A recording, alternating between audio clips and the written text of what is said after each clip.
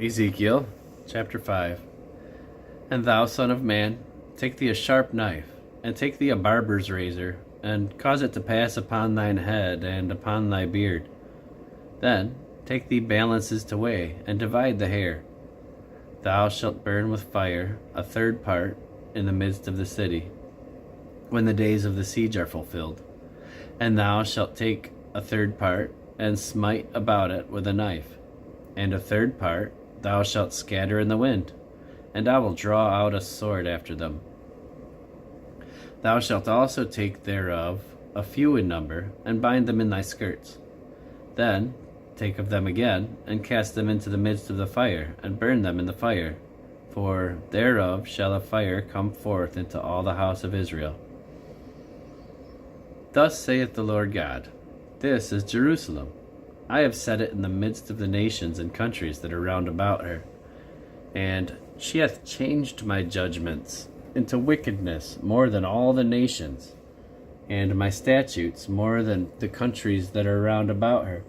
For they have refused my judgments and my statutes. They have not walked in them. Therefore, thus saith the Lord God, Because ye multiplied more than the nations that are round about you, and have not walked in my statutes, neither have kept my judgments, neither have done according to the judgments of the nations that are round about you. Therefore, thus saith the Lord God, Behold, I, even I, am against thee, and will execute judgments in the midst of thee in the sight of all the nations. And I will do in thee that which I have not done, and whereunto I will not do any more the like, because of all thine abominations. Therefore, the fathers shall eat the sons in the midst of thee, and the sons shall eat their fathers, and I will execute judgments in thee, and the whole remnant of thee will I scatter into all the winds. Wherefore, as I live, saith the Lord God, surely, because thou hast defiled my sanctuary with all thy detestable things, and with all thine abominations, therefore will I also diminish thee, neither shall mine eyes spare, neither will I have any pity. A third part of thee shall die with the pestilence, and with the famine they shall be consumed in the midst of thee, and a third part shall fall by the sword round about thee. And I will scatter a third part into all the winds, and I will draw out a sword after them. Thus shall mine anger be accomplished, and I will cause my fury to rest upon them, and I will be comforted. And they shall know that I, the Lord, have spoken it in my zeal, when I have accomplished my fury in them.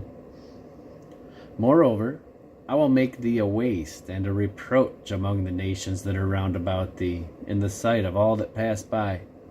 So it shall be a reproach and a taunt, an instruction and an astonishment unto the nations that are round about thee, when I shall execute judgments in thee in anger and in fury and in furious rebukes. I, the Lord, have spoken it. When I shall send upon them the evil arrows of famine, which shall be for their destruction, and which I will send to destroy you, I will increase the famine upon you, and I will break your staff of bread. So will I send upon you famine and evil beasts, and they shall bereave thee, and pestilence and blood shall pass through thee, and I will bring the sword upon thee. I, the Lord, have spoken it.